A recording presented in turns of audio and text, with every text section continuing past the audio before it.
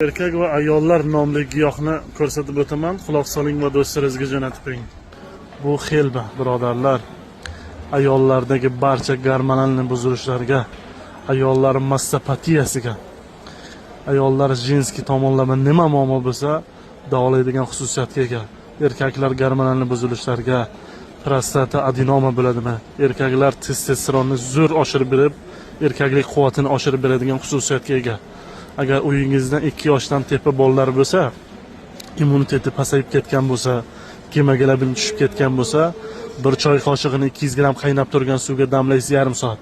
100 gram ertalab, 100 gram kechqurun bersangiz, barcha turdagi kasalliklarni davolaydi. Odam organizm yoshartirib beradigan xususiyatga ega.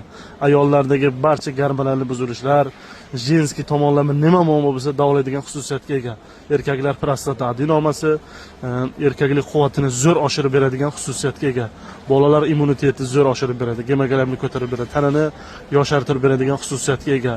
Eng qizig'i, sahrin diabeti borlarga uy sharoitida qondagi qon miqdorini pasaytirib beradigan xususiyatga ega. Buni birodarlar 2 xil surati bo'ladi, tanlashga adashmanglar. Pajitnik deydi ruschasiga, xelba degan giyoh. Deyarli hamma bilsa kerak.